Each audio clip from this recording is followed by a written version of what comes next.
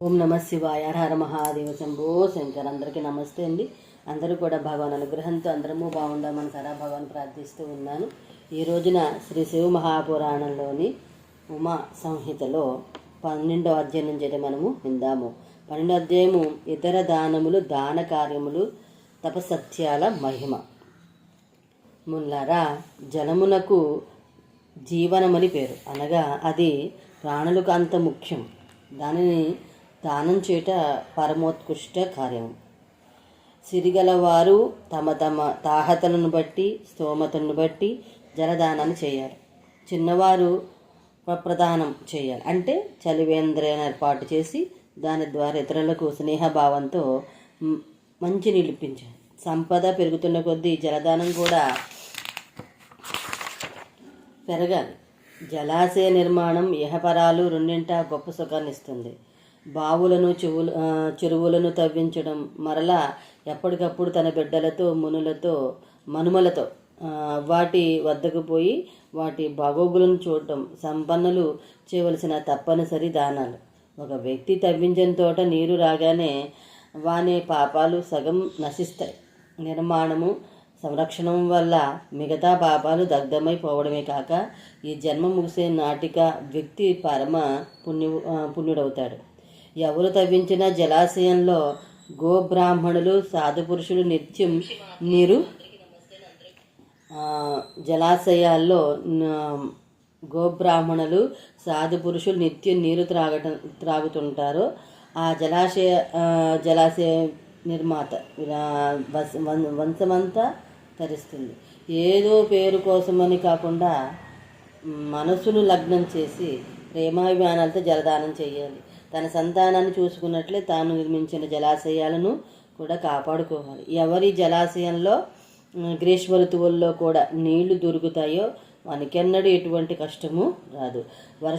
వర్షకాలంలో నుండి శరత్కాలం దాకా ఒకేలాగా నీరు నిండిన జలాశయ నిర్మాతకు ప్రతిదినము అగ్నిహోత్రం చేసిన ఫలము, 1000 గోవులను దానం చేసిన ఫలము లభిస్తాయి. ఈ ఏడాది పొడవునా జలాశయంలో నీరు దొరికేలా నిర్మించి పోషించేవానికి అనేక సువర్ణ ముద్రలను దక్షిణగా ఇచ్చి యజ్ఞం చేసినంతటి ఫలము, అతిరాత్రి అశ్వమేధ యజ్ఞాలు చేసిన పుణ్యము లభిస్తాయి. అలాగే రహదారిలో నిర్జన దుర్గమ ప్రదేశాల్లో చెట్లు నాటడం, తన వారసులకు వాటి పోషణను విధించడం బహుపుణ్యప్రదమైన పనులు. వాని వంశం ఉద్ధరించబడుతుంది. మునింద్రులారా, ఈ దానాల కంటే, ధర్మాల కంటే, ప్రపంచంలోని ఏ గొప్ప మహావిషయం కంటే కూడా గొప్పదైన మహోత్తమ విషయము సత్యం. దాని ప్రాశస్త్యాన్ని ఒక మారు వినిపిస్తాను. సౌనకాచార్య ఈ స్థాయిలో ఇంత గొప్పగా భగవంతుని గూర్చి చెప్పారు కదా. సత్యం సర్వేశ్వర పరరూపమే, సందేహం లేదు. సత్యం తర్వాత మన సంస్కృతిలో ఇంత గొప్ప స్థానం మీ అందరికీ చిరపరిచితము, దినచర్యలో భాగము అయిన దానికే ఇవ్వబడింది తపస్సుకి. మునులారా, తపస్సు లేకుండా ఈ లోకంలో ఏ సుఖము లభ్యము కాదు. తపస్సు చేతనే సమస్త సుఖము లభిస్తుందని వేదవేత్తలైన పురుషులు తాము కనుగొని మనకు తెలిపారు. జ్ఞానం, విజ్ఞానం, ఆరోగ్యం, సుందర రూపం, సౌభాగ్యం, శాశ్వత సుఖము ఇవన్నీ తపస్సు చేతనే ప్రాప్తమవుతాయి. తపస్సు ద్వారానే బ్రహ్మ సకల విశ్వాన్ని సృష్టించాడు. తపస్సు చేతనే విష్ణువు దీనిని పాలిస్తున్నాడు. తపోబలం వలనే మహేశ్వరుడు సంహారం అనురిస్తాడు. తప ప్రభావం చేతనే శేషుడు అశేష భూమండల భారాన్ని వసిస్తూ ఉన్నాడు. తర్వాతది స్వాధ్యాయ ఫలం, నరకాల పాపాల గురించి అయితే విన్నాం. మునులింద్రారా, వనంలో కందమూలాలను మాత్రమే స్వీకరిస్తూ తపస్సు చేసేవానికి వేదంలోని ఒక భుజని స్వయంగా రోజు అధ్యయనం చేసేవానికి కలిగే పుణ్యఫలం సమానమే. శేషుడైన ద్విజుడు వేదాధ్యయనం ద్వారా సంపాదించే పుణ్యఫలానికి రెట్టింపు ఫలాన్ని ఆ వేదాన్ని ఇతరుల చేత చదివించడం ద్వారా ఆర్జించగలడు. పురాణాలు కూడా మన జాతికి, సంస్కృతికి మూలకందమే కాబట్టి వాటినందరూ చదివించాలి. శివుని కథలు విన్న పురుషుని సమస్త పాపాలు చీకట్లు తుడిచిపెట్టుకుపోతాయి. ముఖ్యంగా కలియుగంలో ఈ పురాణ శ్రవణం సర్వపాప సర్వపాపహారకం. ప్రతిదినము ఏవో పెద్ద పెద్ద దానాలు ఇస్తూనే ఉండాలి. ముఖ్యంగా సువర్ణ గోభూదానాలు ప్రశస్తమైనవి. ఈ 3 దానాలు చేసిన వాడితో పాటు పుచ్చుకున్నవాడు కూడా పుణ్యుడవుతాడు. ఇన్ని వేల రకాలుగా బాగుపడే అవకాశాలున్నా కూడా వీటిని పట్టించుకోకుండా అదేదో చెడ్డ పనులు చేయడానికే పుట్టామన్నట్టుగా పాపకర్మలతోటిదే జీవితం అన్నట్లుగా బ్రతికేసి చచ్చేవారి కోసం ఎన్ని నరకాలు ఉన్నాయో వినండి. పాతాళ లోకానికి పైన ఉన్న నరకాల పేర్లు ఇవి: రౌరవ, సూకర, రోధ, తాళ, విశసన లేదా వివసన, మహాజ్వాల, తప్తకుంభ, లవణ, విలోహిత, వైతరణి, కృమీష, కృమిభోజన, కృష్ణ, అసిపత్ర, వన, దారుణ, లాలాభక్ష, పూయవహ, పాప, వహ్నిజ్వాల, అతఃశర, సందంస, కాలసూత్ర, తమస, అవీచి, రోధన, శవభోజన, అప్రతిష్ఠ, మహాగౌరవ, సాల్మలి మొదలైనవి. ఈ ఎల్లవేళలా శివుని స్మరించేవాడు ఈ నరకాల్లో దేనిని చూడనవసరం ఉండదు. తర్వాత దీని మరణకాలాసన వేళ కనిపించే లక్షణాలు. ప్రాచీన కాలంలో ఒకనాడు పార్వతీదేవి పరమేశ్వరునికి నమస్కరించి, స్వామి, ఇప్పటికీ మీ దయ వల్ల నానా ప్రకార దివ్య కథలను, ఇతర విజ్ఞానదాయక విషయాలను విన్నాను. ఇక మృత్యు చిహ్నాలను, అది వచ్చి తాగడానికి ముందు ఏవైనా సూచనలుంటే వాటిని వినిపించండి. పార్వతీనాథుడు ఇలా చెప్పసాగడానికి సూతుడు సౌనకాదులకు వినిపించసాగాడు. శరీరం అంతా కళావిహితమైన పసుపు తెలుపులకు మారిపోయి సన్నంగా పైనుండి లేత ఎర్ర రంగు కూడా కనిపిస్తే ఆ మనిషికి 6 నెలల ముత్యం ఉంది అని అర్థం. పసుపు తెలుపులకు మారిపోయి సన్నంగా పైనుండి లేత ఎర్ర రంగు కూడా కనిపిస్తే ఆ మనిషికి 6 నెలల మృత్యు అని అర్థం అన్నమాట, ఉందని అర్థం. ముఖము, చెవులు, కళ్ళు, నాలుక స్తంభించిపోయినట్లు అనిపించిన 6 నెలల్లో పోతాడు. సూర్యచంద్రులు, అగ్ని తేజస్సు సరిగా కనబడక అంత నల్లగా చీకటిగా కనపడితే కూడా వాని జీవితం 6 నెలలు దాటదని తెలుసుకోవచ్చు. యవని యొక్క ఎడమ చెయ్యి వాని ప్రమేయం లేకుండానే వారం రోజుల పాటు ఊగుతూ ఉంటుంది. దానికి 1 నెల మాత్రమే బతికే అవకాశము ఉంటుంది. ఒళ్ళంతా నిత్యము జలధరిస్తూ తాలువు లొత్తబడి కుదించుకుపోవడానికి కూడా ఆ నెలలోనే మృత్యు వస్తుంది. 3 సంధ్యలలో మాత్రమే ముక్కు ధారాపాతంగా కారుతుండే వానికి 15 రోజుల్లో చావు తప్పదు. ముఖము, కంఠము ఎండిపోయి గొంతు ఎంత యత్నించినా సరిగా పెగలని వానికి 6 నెలల మరణం సంభవిస్తుంది. నాలుక వాచిపోయి పళ్ళ నుండి చీము కారుతున్న వానికి కూడా 6 నెలలే ప్రాణం ఉంటుంది. అద్దం, నీరు, నెయ్యి, నూనెలలో తన ప్రతిబింబించిన కనబడుతున్న వికృతంగా కనిపించిన ఆ ప్రాణి 6 నెలలు దాటదు. ఎండలో తన నీడ కనిపించకపోయినా, తల లేకుండా కనిపించిన ఆ మనిషి నెలలోనే మరణిస్తాడు. చంద్రమండలం కానీ సూర్యమండలం కానీ ప్రభావహీనమై ఎర్రగా కనిపిస్తే ఆ వ్యక్తి 15 రోజుల్లోనే మృత్యువాత పడతాడు. చంద్రుడు, అరుంధతి, మహాయానం, ఇతర నక్షత్రాల్లో ఒకటి కనబడిన వాడు 1 నెల దాటి జీవింపడు. రాత్రివేళ ఇంద్రధనుసు, మధ్యాహ్నం ఉల్కాపాతం కనబడిన వానికి గెద్దలు, కాకులు చుట్టుముట్టి తిరుగుతున్నట్టుంటే 6 నెలల్లోపే మరణం వస్తుంది. గెద్ద కానీ, కాకి కానీ, పావురం కానీ ఎవని తలపై నెక్కి కూర్చుంటుందో వానికి నెల మించి ఆయువు లేదని అర్థం. తర్వాతది మృత్యుంజయత్వము, నవధా శబ్ద బ్రహ్మ, కొన్ని సిద్ధుల గురించి అయితే విన్నాం. ప్రభో, అవిచ్ఛిన్నమని పేరు తెచ్చుకున్న ఆకాశానికి కూడా కాలం వల్ల నాశనం ఉంది. ఈ కాలము పరమ భయంకరము, మిక్కిలి కరాలము. కాలుడే దేవేంద్రునికి కూడా యజమాని. మీరే వానికొక మారు దగ్ధం చేశారు. కానీ అతడు ఆత్మరూపుడై పలుమార్లు ప్రార్థించి విభిన్న స్తోత్రాలతో మేము పూజించటతో మీరు అతన్ని అనుగ్రహించి వాని రూపాన్ని దానికి ఇచ్చేశారు. ఆ సందర్భంలో మీరు అతని, ఓయి కాలపురుష, నువ్వు సర్వత్రా ప్రవేశించగలవు, తిరుగాడగలవు, కానీ నీవెవరికీ కనబడవు అని వరమిచ్చారు. మీ కృపా వృష్టి వానిపై కురవడంలో కాలుడు అజయుడయ్యాడు. ఎవరు అతని నోడించలేరు. మానవులకు కాలంతో పాటు వచ్చేవి రోగం, ముసలితనం, మరణం. వీటిని జయించాలంటే అతని ఓడించాలి.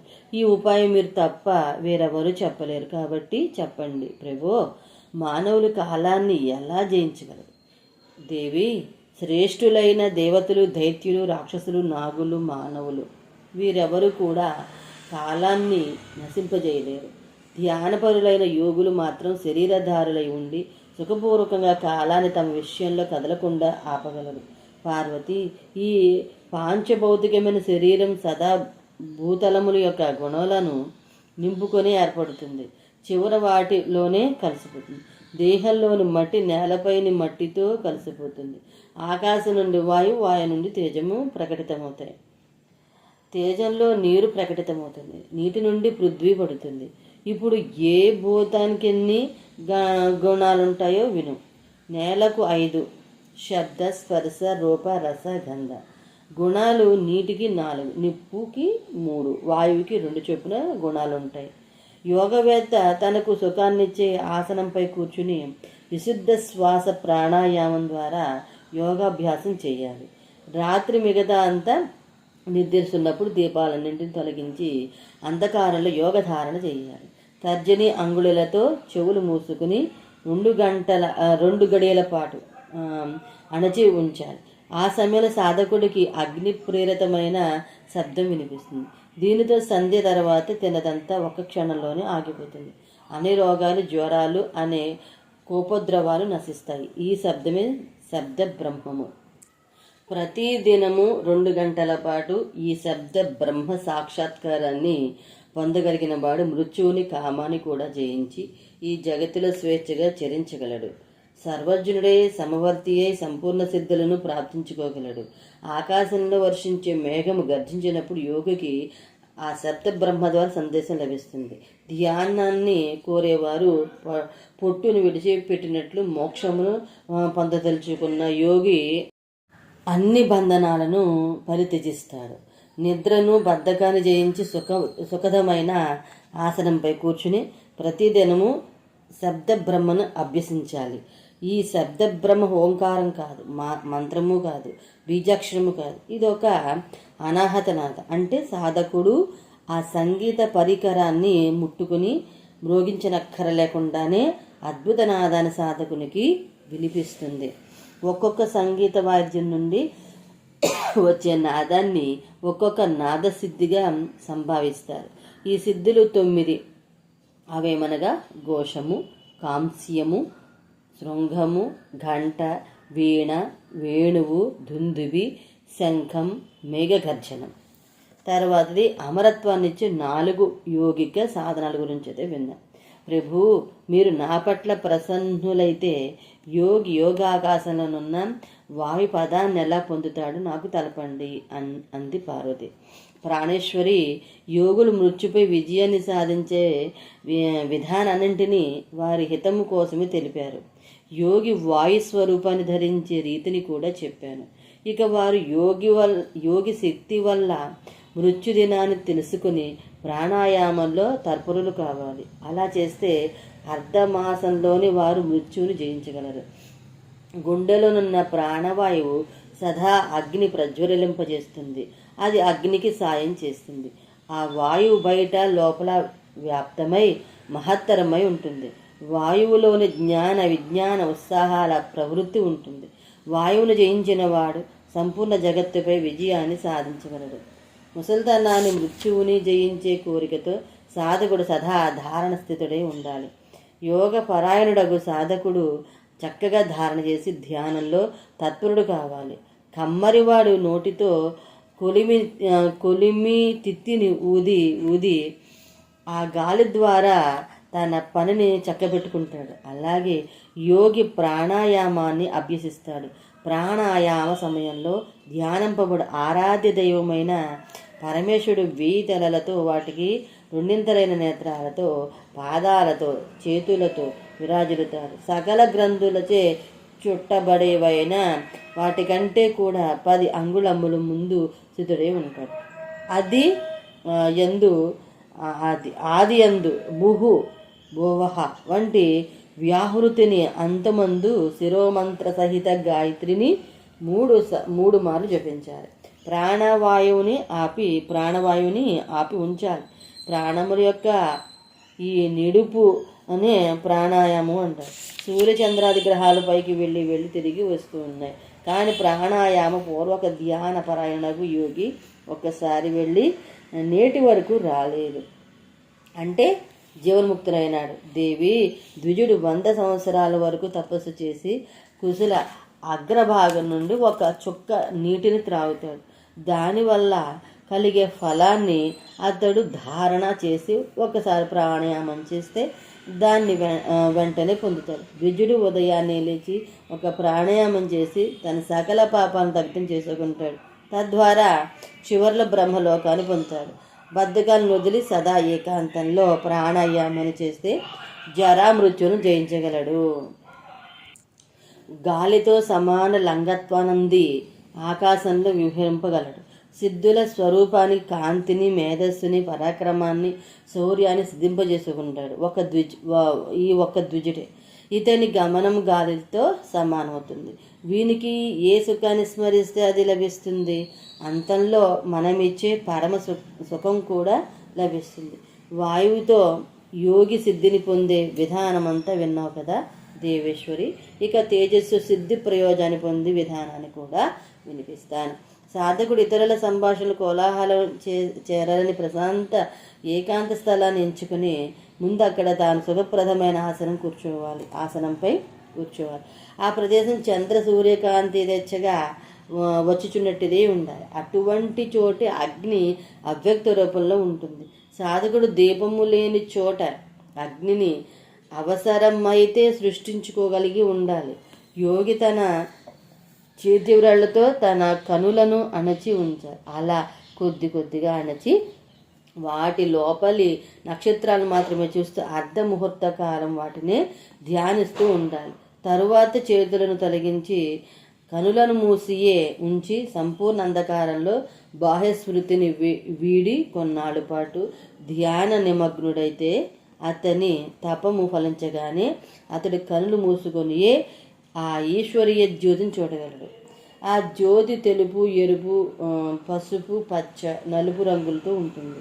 అతని కనుబొమ్మల మధ్య లలాటవర్తి బాలసూర్యునితో సమానమైన తేజ సంపన్నుడైన ఆ అగ్నిదేవుడు యోగికి అనగా ఇక్కడ సాధకునికి సాక్షాత్కరిస్తాడు.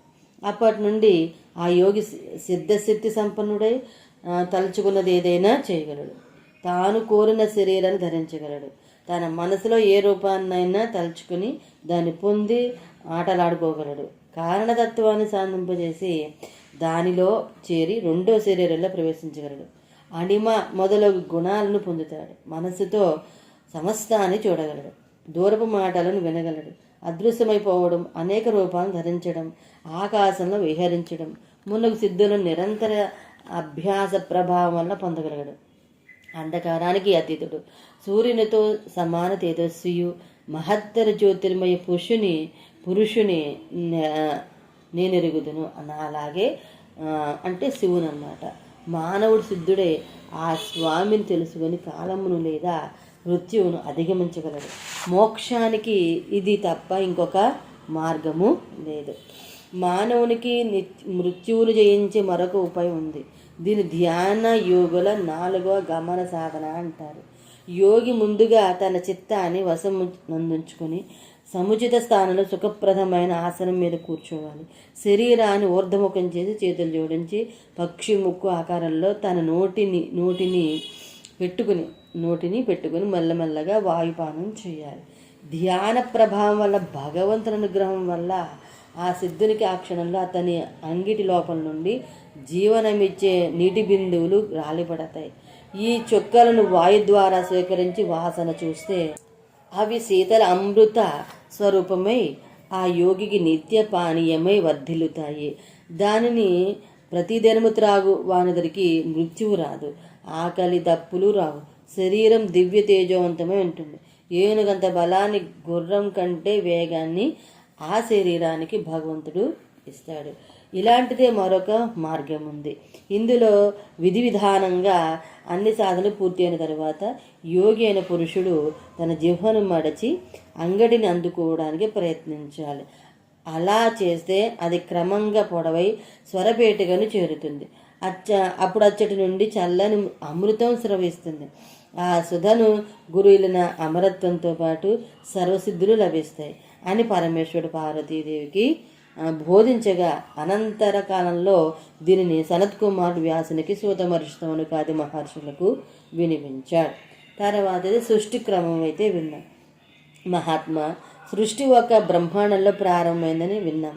నారాయణం నాభి కమలం నుండి వచ్చిన హిరణ్య గర్భుని ద్వారా నేటి చరాచర సృష్టి ఏర్పడిందని, ఇందలి వస్తువులను ప్రాణులను బ్రహ్మ సృష్టించగా విష్ణు పోషిస్తున్నాడని, అవసరమైనప్పుడు ఇందలి దృష్టత్వాన్ని పరమేశ్వరుడు సంహరిస్తాడని మీ అమృత వదనం ద్వారానే స్థూలంగా గ్రహించాం.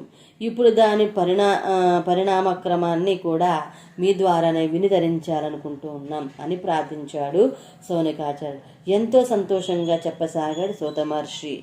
ఇలా బ్రహ్మాండమును చీల్చి పైన 7 కింద 7 మొత్తం 14 లోకాలను ఏర్పాటు చేసిన బ్రహ్మ ఆ తర్వాత మనస్సు, మాట, ప్రేమ, కోపము, కామము మున్నగు మహావిషయాలను మనోవికారాలను సృష్టించి ప్రపంచంపైకి వదిలేశాడు. తరువాత ఆయన మానసపుత్రులుగా మరీచి, అత్రి, అంగిరసుడు, పులస్యుడు, పులహుడు, క్రతువు, వశిష్ఠుడు, భృగువు, నారదుడు జనించారు. తరువాత బ్రహ్మక్రోధం అనే ముద్ద నుండి రుద్రులను సృష్టించాడు. సొంత విశ్రాంతి తీసుకుని కొంత తడవు పరమాత్మను ఉద్దేశించి తపం చేసి ఆ బలంతో ముఖ్యమైన సృష్టిని చేశాడు ఆ బ్రహ్మ. ఆయన నోటి నుండి దేవతలు, ఆయన ఛాతి నుండి ఇతర కేచరులు, గర్భం నుండి మానవులు, అధోరువుల నుండి అసురులు, దానవులు స్థూలంగా ఉద్భవించారు. ఒక పక్క బ్రహ్మ ఇలా సృష్టిస్తూ ఉండగా విష్ణువు కూడా విరాట్ పురుషులనే వారిని సృష్టించాడు. పురుష వైరజ శబ్దాలతో ప్రసిద్ధికెక్కిన వీరు అయోనిజులు, అంతము లేని వారు విశ్వస్వరూపుల సృష్టిని రక్షిస్తారు. ఆపవుడనే విరాట్ పురుషుని శతరూపయని అయోనిజ 100 ఏళ్ల తపస్సు చేసి భర్తగా పొందింది. వారికి జన్మనిచ్చిన వాడే స్వయంభువ మనువు. ఇతని పరిపాలనాకాలం 71 యుగాలు. ఉత్తానపాదుడు కూడా వీరి పుత్రుడే. వర పరాక్రముడైన ఉత్తానపాదుని కొడుకే ధ్రువుడు. అతనికి పుష్టి అయిన పుత్రుడు రిపుంజయ, విప్ర, మృకల, వృషతేజులనే మనుములు కాగా వారిలో రిపుడను పరమ పుణ్యాత్ముడికి పుట్టినవాడు చాక్షుష మనువు. ఇతని వంశం వాడైన వేణుడను రాజును భూమి భరించలేకపోవడంతో మహర్షులు వారిని ఓంకార మంత్రాన సంహరించి మను వంశాత్మకమై ప్రతిభావంతమైన అతని మేధస్సును మదించగా అందుండి పృథుమహారాజు జన్మించాడు. అతడు కారణ జన్ముడు, ఇంచుమించుగా అవతార పురుషుడు. మొత్తం భూమండలాన్ని ఒక ఛత్రం కిందికి తెచ్చి పరిపాలించిన తొలి సార్వభౌముడితడే. తొలిసారి రాజసూయాన్ని జయప్రదంగా నిర్వహించిన సామ్రాట్టు ఇతడే. సర్వక్షత్రియ వంశాలకు మూలపురుషునిగా పూజలందుకుంటున్న పృథుమహారాజు పేర భూమియే పృథివిగా పిలువబడుతుంది. ఆయన దానిని గోవుగా మార్చి దాని నుండి ఔషధుల నుండి పిండి వాటిని లోకమంతటి వెదజల్లి భూమిని ఆరోగ్యకరం సస్యశ్యామలంగా గావించాడు. ఇతని వంశంలోని ప్రచేతనునికి బ్రహ్మవరాన జన్మించిన వాడు దక్ష ప్రజాపతి. బ్రహ్మ బొటనవేలు నుండి అతని మానసపుత్రునిగా దక్షుడు ఉదయించాడని మరొక చోట చెప్పుకున్నాం కదా. అది మరో కల్పంలో జరిగింది. తర్వాత మనము 32వ అధ్యాయం నుంచి అయితే విందాం. 32 అధ్యాయం కశ్యప కుటుంబం లోకం అనమాట. దాని గురించి అయితే విందాం. అంతవరకు స్వస్తి. ఆ భగవాన్ యొక్క అనుగ్రహణ మనందరిపైన ఉన్నాను కోరుకుంటూ ఉన్నాను. సర్వేజన సుఖినో భవంతు, సమస్త మంగళాని భవంతు. స్వస్తి. హర హర మహాదేవ శంభో శంకర.